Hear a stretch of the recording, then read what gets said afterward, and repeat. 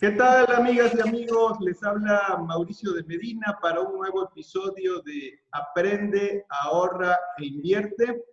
Y en esta ocasión vamos a hablar de un tema que ya me han pedido en varias ocasiones y es para hablar sobre el tema de los derivados. Para ello, cuento en esta ocasión con una experta en el tema. Me acompaña la doctora María de Lourdes Treviño. Ella lleva pues muchos años estudiando, enseñando el tema de los derivados y los instrumentos financieros y el comportamiento de los mercados. Ha escrito varios libros, bien recuerdo uno enfocado en los derivados, que es 30 años de escándalos financieros, 3 décadas de escándalos financieros. Coescribimos juntos el libro Mexicanos a la Bolsa. Tiene otro de finanzas corporativas y creo que viene uno más por ahí. Entonces se ha dedicado mucho a la cuestión de enseñar sobre estos temas a cientos de alumnos en Monterrey, Nuevo León. Me da mucho gusto tenerte aquí en el programa, Lourdes. Gracias, Mauricio, un gusto la invitación, te agradezco. Pues al contrario, el gusto es mío. Y bueno, este es un tema que se habla poco, se tiene tal vez un cierto grado de conocimiento limitado, ¿sí? En la escuela, para acceder a esta clase de conocimiento, pues tienes que estudiar finanzas o una maestría para poder entender o incluso poder ejecutar una estrategia con este tipo de instrumentos. Y de ahí que la primera pregunta sería, ¿qué son los instrumentos derivados? Bueno, los derivados son instrumentos financieros, como tú bien dices, cuyo precio depende de otro activo o de otro grupo de activos al que se le llama activo subyacente. Y este activo subyacente funge como referencia para determinar el precio del derivado y también para determinar su ganancia o su pérdida. De ahí que se llaman derivados, porque su precio se deriva de otro activo, que es el activo de referencia. Y pues un derivado no deja de ser un contrato privado entre dos partes. Eso es un derivado, básicamente. Ok, ¿y por qué tener un instrumento financiero que su precio se deriva del comportamiento de otro instrumento o de alguna otra cosa?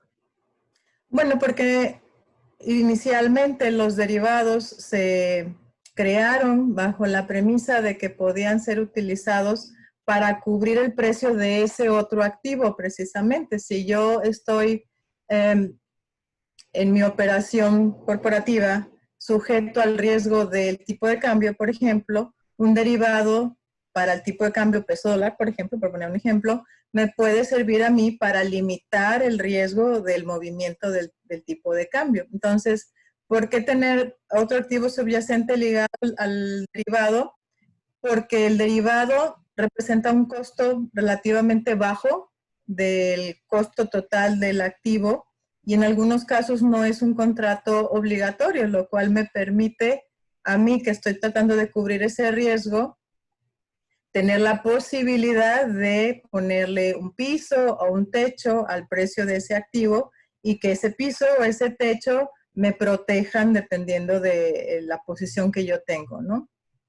Ok, ahorita hablaste de una especie de cobertura corporativa, pero vemos Sí. que muchas veces hoy en día el alcance pues permite que personas, individuos, puedan accesar este tipo de instrumentos.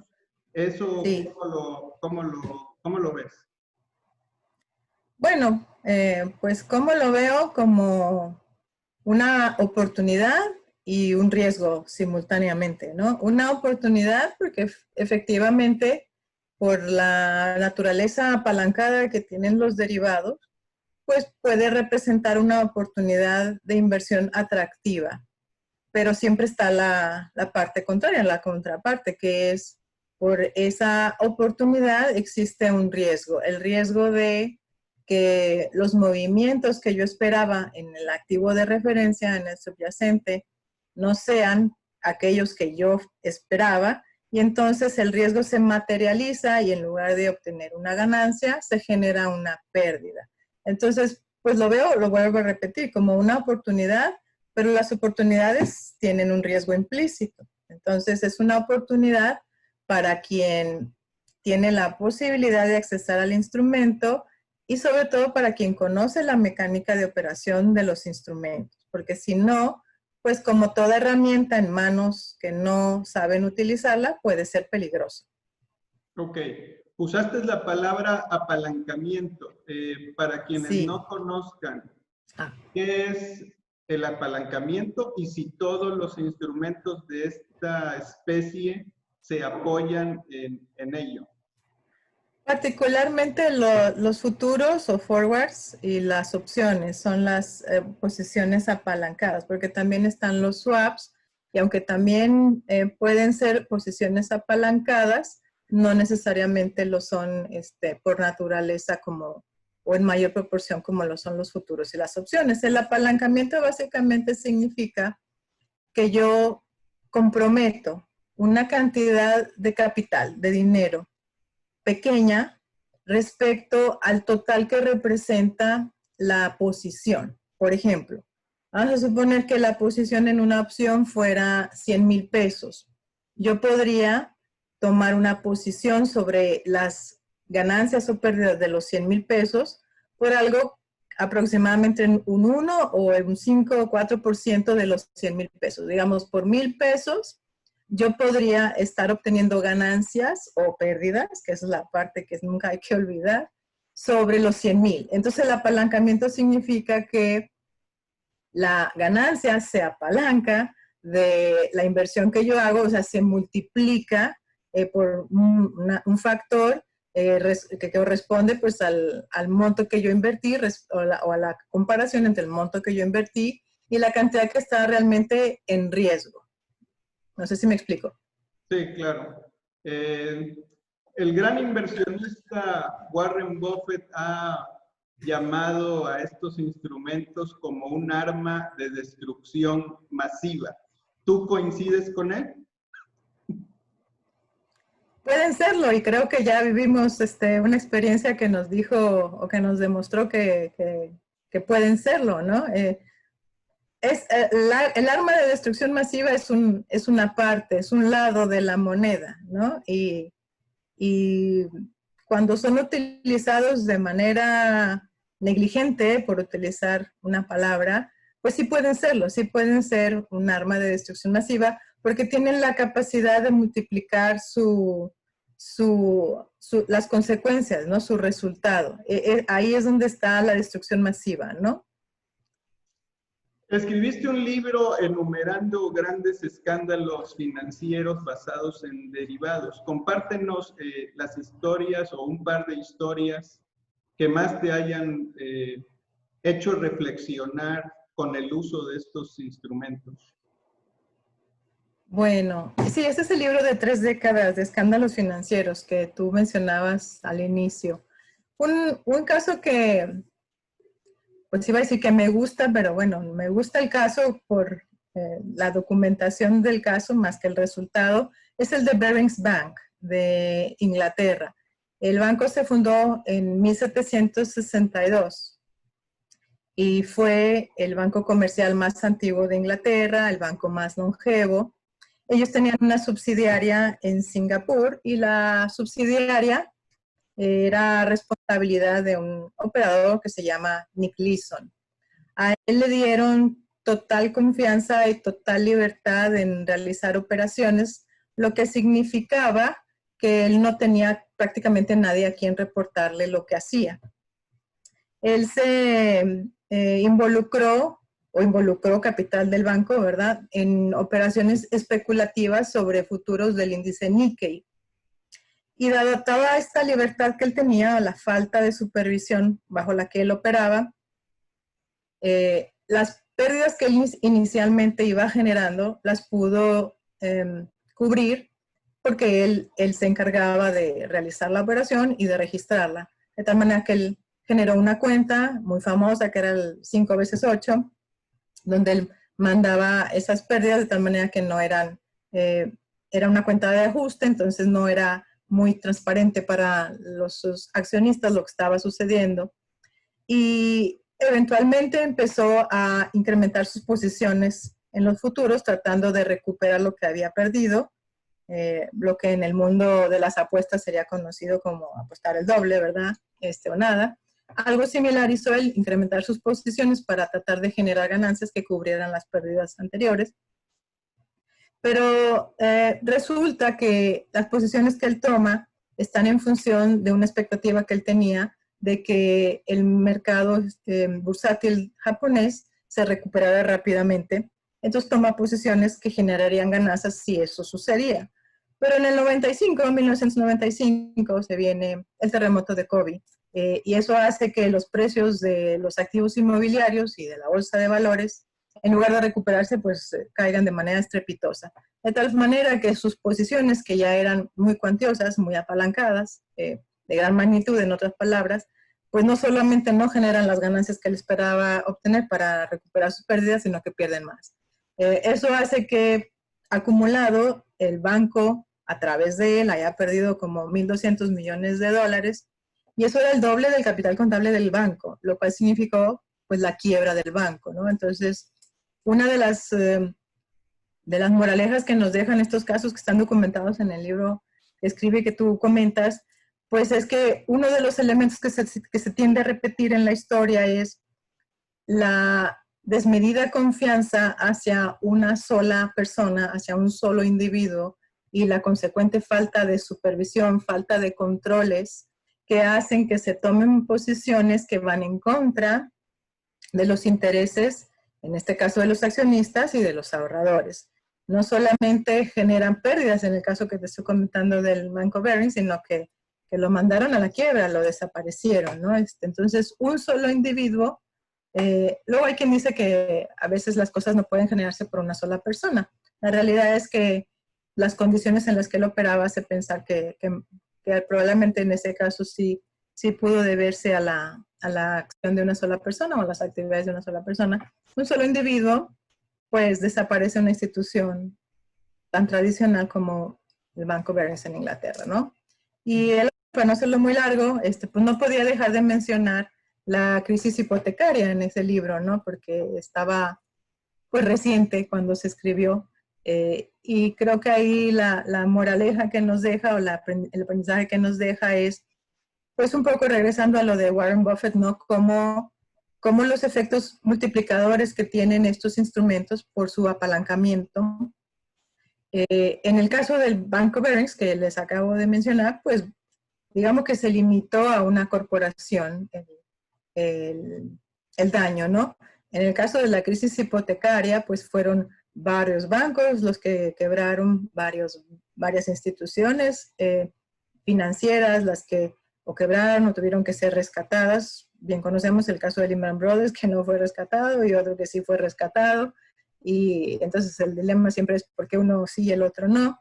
El caso no solamente ellos, sino fondos de pensión, patrimonios personales se perdieron en la crisis hipotecaria, resultado del nivel de apalancamiento, también resultado de la falta de supervisión, porque recordemos que en el caso de la crisis hipotecaria, los enormes niveles de apalancamiento que provocaron los efectos tan expansivos de las pérdidas en los derivados, particularmente los swaps de crédito, fue el hecho de que las operaciones se llevaron en el mercado extrabursátil, en los OTCs, donde la normatividad en aquellos años no era tan estricta como lo es hoy.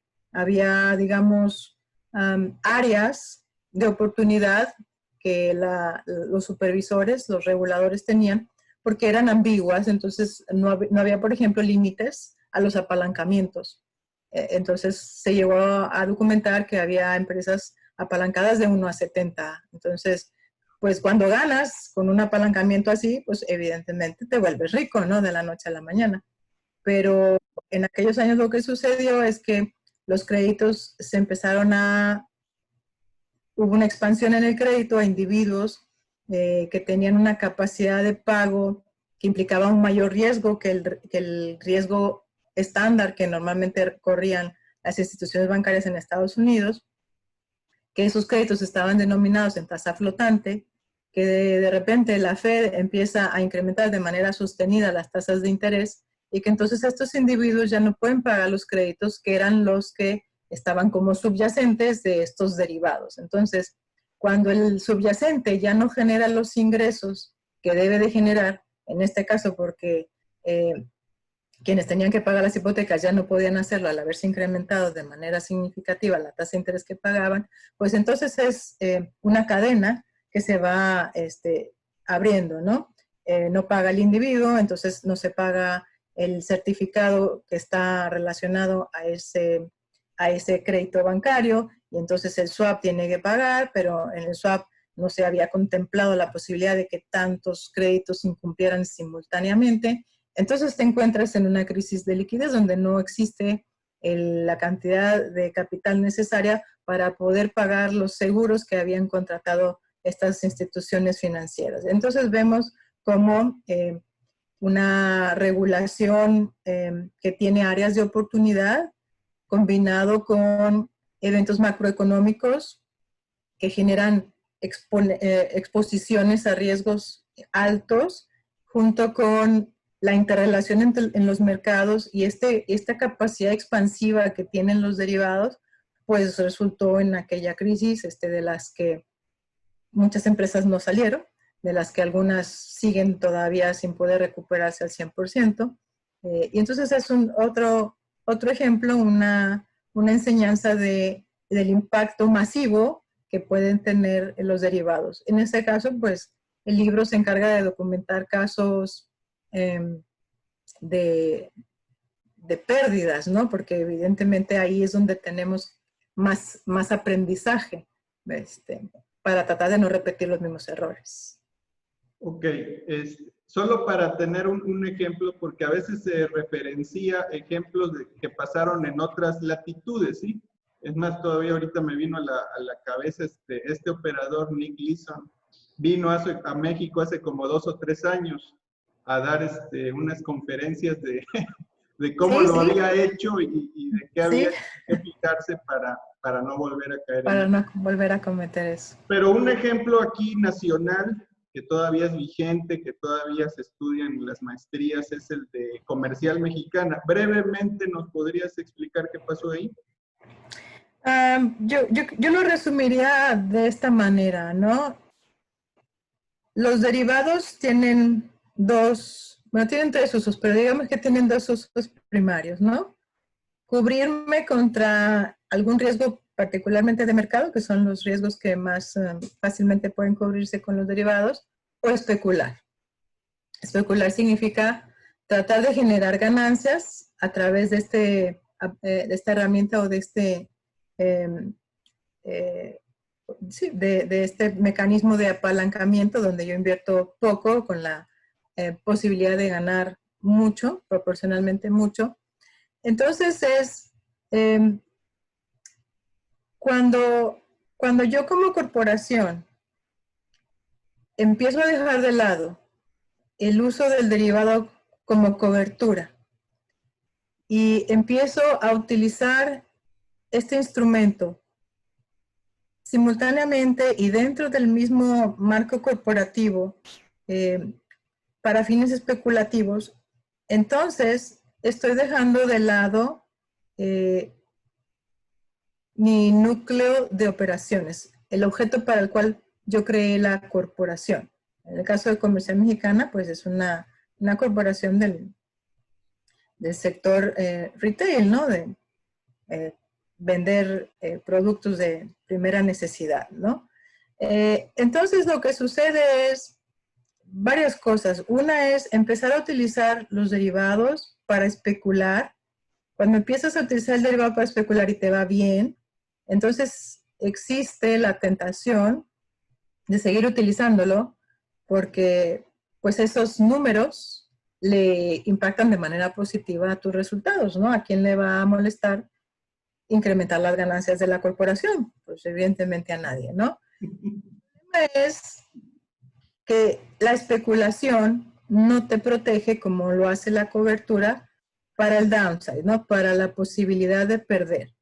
Cuando yo utilizo el derivado para cubrirme, yo conozco anticipadamente cuál es el peor escenario que voy a poder tener como resultado y por ende yo puedo anticipar la peor, la pérdida máxima en la que puedo incurrir. Cuando utilizo el derivado para especular, no puedo conocer la pérdida máxima en la que puedo incurrir, aunque pues teóricamente, ¿no? Yo puedo hacer mis cálculos. La realidad es que no tiene un piso, no existe, como en el caso de la cobertura, un límite conocido. Entonces, pues eso es lo que sucede, ¿no? Utilizar instrumentos de especulación, a veces dejamos de lado el hecho de que si tengo un 5% de probabilidad de perder, el día que se materialice ese 5% o ese 1% en una posición apalancada va a ser una cantidad muy fuerte. Y creo que, digo, sin intentar ponerle un adjetivo a las acciones que decidieron llevar a cabo en Comercial Mexicana, pues lo que sí sabemos es que, al igual que ellos, algunas otras empresas reportan como uso de cobertura a los derivados que en realidad no son de cobertura, que en realidad tienen tintes especulativos. Muy bien, gracias por tu respuesta. Hoy en día, en los noticieros especializados, salen algunos fund managers hablando de sus carteras de derivados, ¿no? Donde hay ciertos nombres que hoy resulta fácil escuchar como swaps, warrants, futuros, opciones. ¿Qué es todo esto? Bueno, todos esos son familias de instrumentos derivados. Todos los nombres que dijiste, futuros, opciones, swaps, warrants, son instrumentos derivados. Cada uno de ellos tiene una forma de operar diferente, pero finalmente tienen estos tres usos que te mencionaba. Pueden ser utilizados para cubrir contra un riesgo, el riesgo de mercado como el precio de un insumo, como una tasa de interés, un instrumento financiero, un tipo de cambio, una divisa.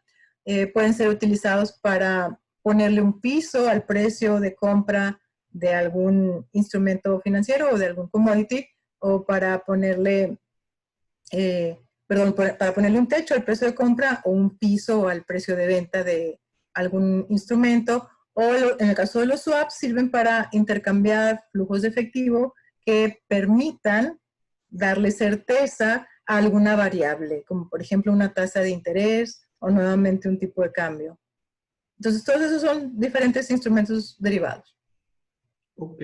Hace poco supimos de un deceso de un muchacho que operando en una plataforma en Estados Unidos, aplicó una operación, la dejó correr durante el día.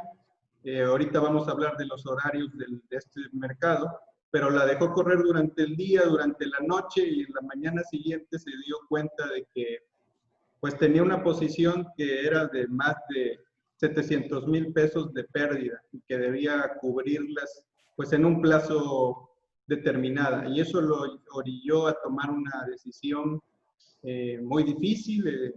La noticia pues nos dice que se quitó la vida derivado del impacto de esta decisión. La plataforma salió a decir que bueno, pues que ahí estaba en los términos y condiciones, pero que estaban ajustando sus procesos para que pues hubiera una mayor seguridad o entendimiento de estas operaciones.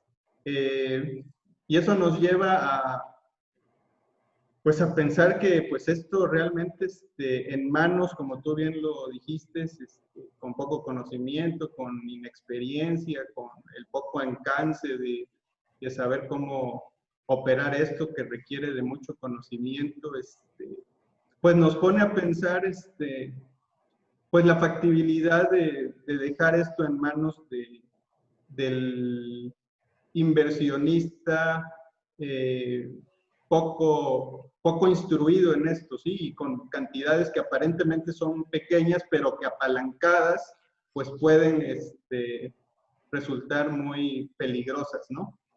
Así es. Y bueno, ¿tú crees que esto llegue a México?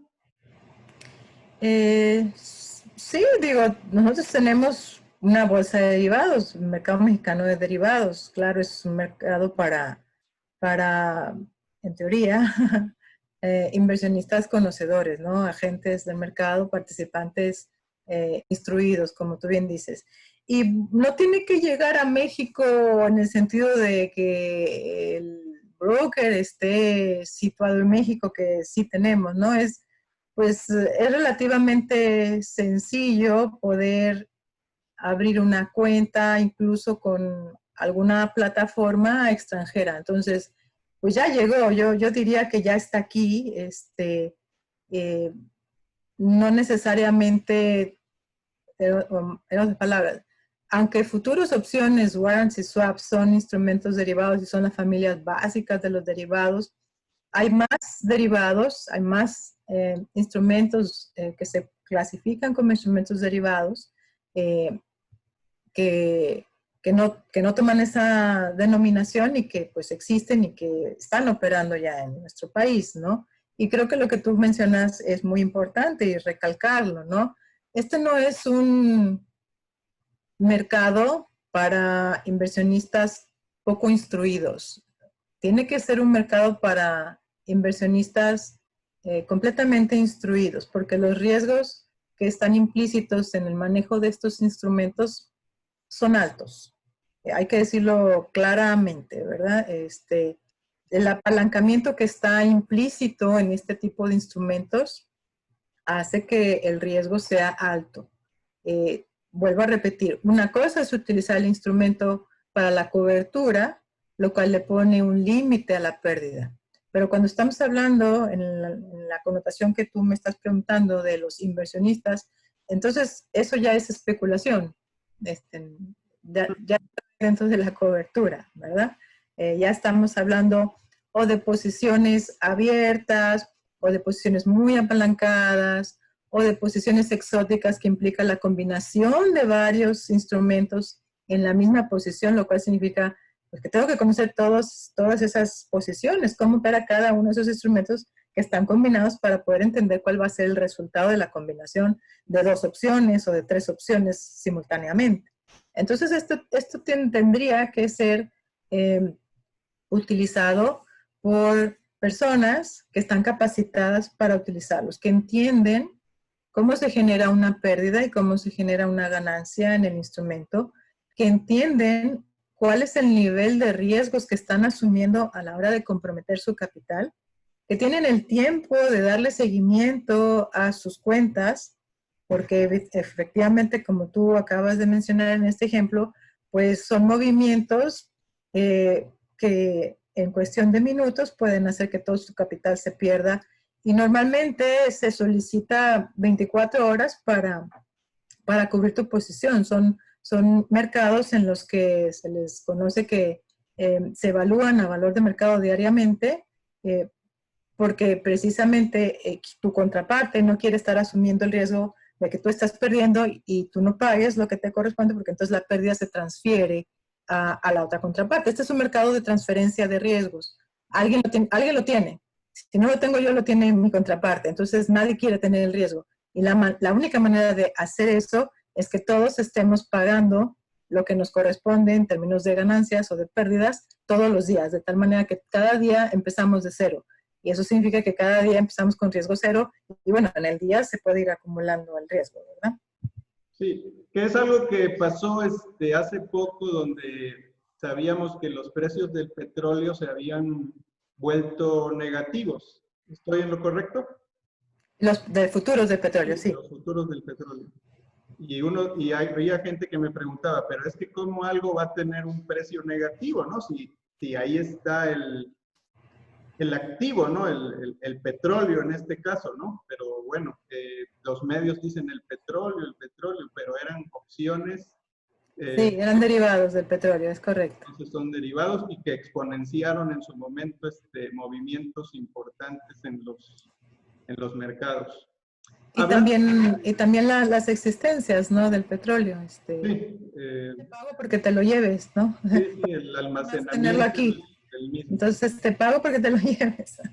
Bueno, hablando de los mercados, bueno, tú bien sabes que los mercados bursátiles pues hablen de 8:30 a 3 de la tarde generalmente o en nuestro uso horario, pero en los mercados de derivados, el llamado OTC, pues no tiene ese mismo horario. ¿Podrías explicarnos qué es el OTC y si hay un horario para operar los derivados?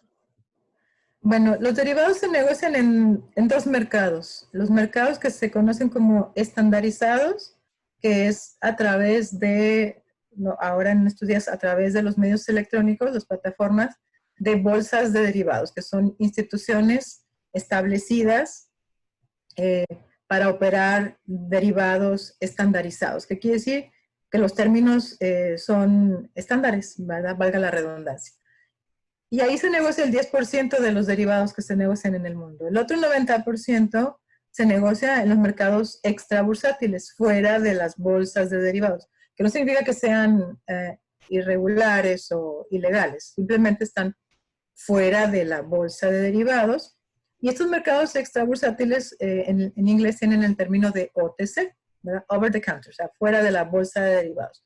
Y operan a través de redes de brokers, de corredores, básicamente que tienen, igual que tú y yo, hoy una computadora y a través de redes, de plataformas, pues se hacen negociaciones privadas, donde los términos no tienen que ser tan estandarizados porque hay OTCs que sí son estandarizados, otros que son mucho más hechos a la medida, pero no tienen la particularidad de las operaciones en bolsa, que tienen, como tú bien dices, un horario establecido, que tienen incluso días de vencimiento establecidos, formas de pago establecidos.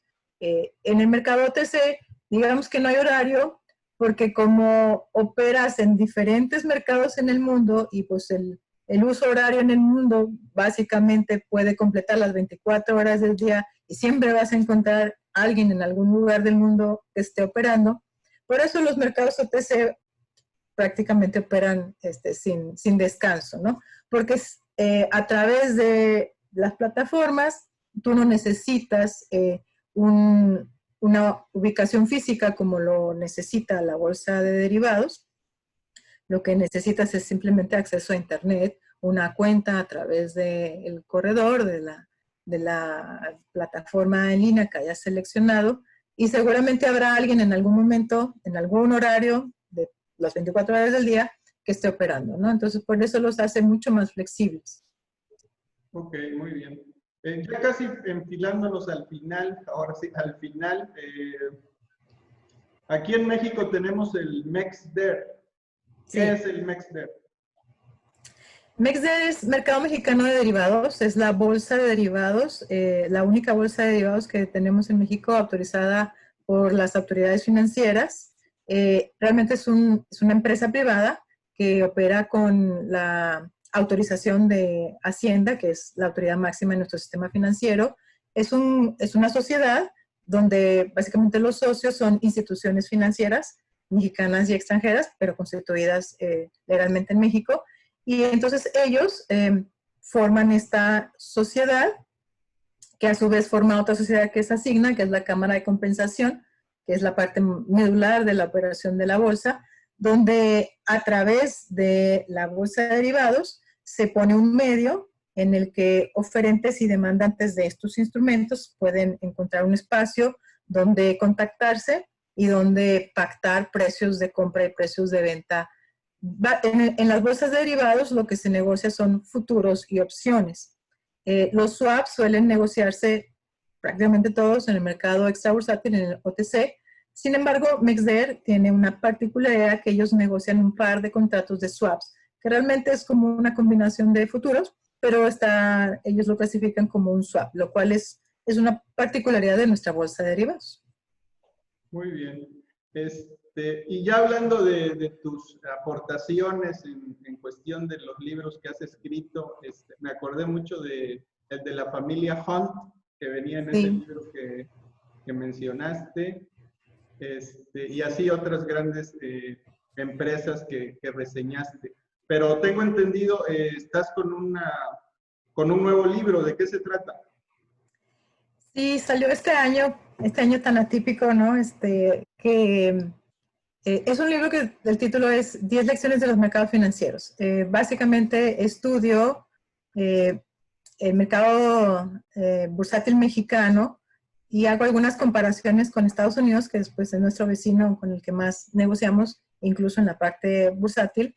Y divido el libro para hablar de diferentes mitos que me he dado cuenta que la gente tiene sobre la bolsa de valores, y trato de simplemente, pues no necesariamente desmitificarlos, aunque realmente sí hay algunos capítulos que lo logran, simplemente dar información para que quienes llevan a cabo la inversión en bolsa de manera personal tengan una información fácil de entender, fácil de leer, a la mano, breve, y puedan tomar mejores decisiones. Entonces voy hablando de, por ejemplo, cuáles son las empresas que se han comportado defensivamente en la Bolsa Mexicana de Valores, cuáles son más ofensivas.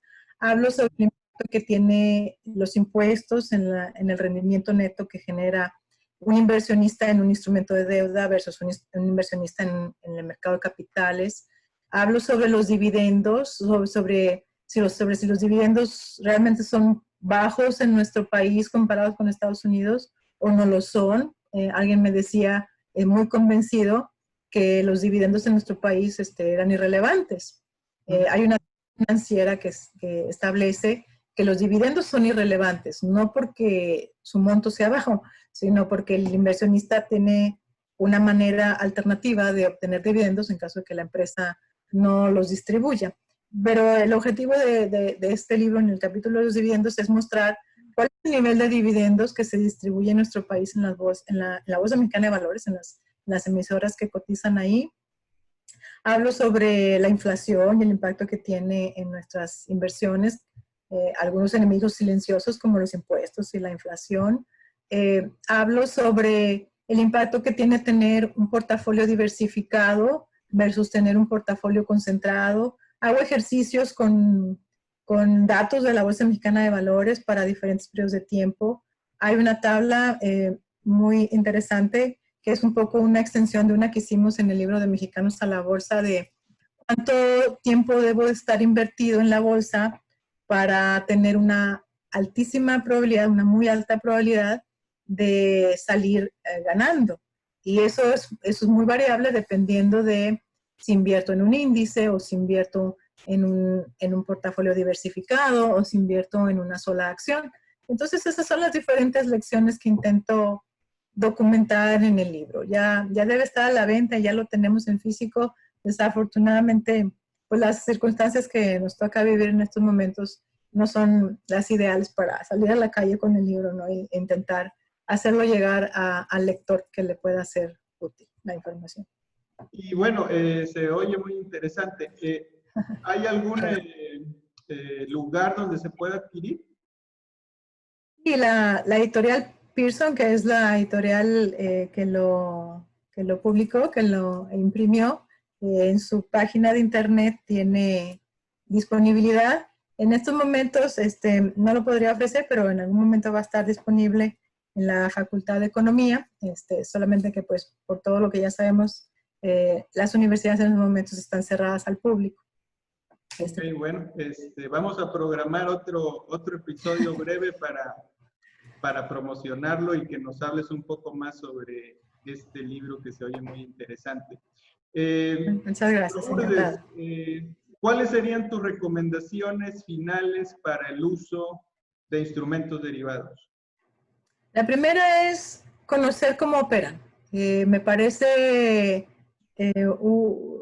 un camino derecho al holocausto, utilizar un instrumento derivado sin conocer cómo es su mecánica de operación, sin saber cómo podría generar ganancia, bajo qué circunstancias podría generar ganancia, y sin entender claramente cuáles son los riesgos y las posibles pérdidas a las que voy a enfrentarme en caso de que las condiciones del mercado no sean favorables a la posición. Entonces, primero, conocer el instrumento. Segundo, por ejemplo, si estamos hablando desde el punto de vista corporativo y para efectos de coberturas, identificar claramente cuál es el riesgo que quiero cubrir, porque conozco casos donde donde utilizamos un derivado sin conocer claramente cuál es el riesgo que se desea cubrir y evidentemente la estrategia fue diseñada para un fin distinto al que yo necesitaba. Y eso hace que la estrategia no sea exitosa. Entonces, es importante identificar cuál es el riesgo que se desea cubrir para poder diseñar la estrategia que pueda generar los resultados que se esperan de la cobertura. Estamos hablando de invertir con derivados, que realmente es especular con derivados, hay que decirlo y lo vuelvo a repetir claramente. Invertir en derivados es especular. Entonces, ahí, con mayor razón, conocer el instrumento, leer ese documento en línea que nos hacen firmar a través de un clic que se llama términos y condiciones, ese contrato de intermediación, para entender con quién estoy negociando, porque yo estoy negociando a través de un contrato privado con alguien más. ¿De acuerdo? No estoy negociando con el mercado, no estoy negociando con toda la bolsa, estoy negociando con una contraparte, que puede ser una corporación, evidentemente, que puede ser una sociedad, pero hay una contraparte claramente con quien estoy firmando este contrato. Entonces, es importante entender cuáles son los términos y condiciones para poder entonces entender cuáles son los riesgos que conlleva esa posición. Y pues yo creo finalmente, en el caso de invertir, pues no arriesgar más de lo que estoy dispuesto a perder, ¿no? Porque eventualmente puede darse esa posibilidad y aunque puedo yo recuperar, pues es importante entender que la recuperación, así como en el caso de Nick Neeson, puede llegar después de lo que yo la necesito. Y eso significa que tengo que absorber y realizar pérdidas en algún momento del tiempo. Muy bien. Pues no me resta más que agradecerte el espacio, que hayas compartido tu conocimiento. Te doy las gracias, Lourdes. Al contrario, me dio mucho gusto compartir este tiempo contigo. Te agradezco nuevamente la invitación. Bueno, amigas y amigos, este ha sido un episodio más de Aprende, Ahorra e Invierte, y les invito a ver los videos que tenemos en el canal de YouTube, a escuchar el programa en podcast y a que me sigan en las redes sociales. Les saluda su amigo Mauricio de Medina. Hasta luego.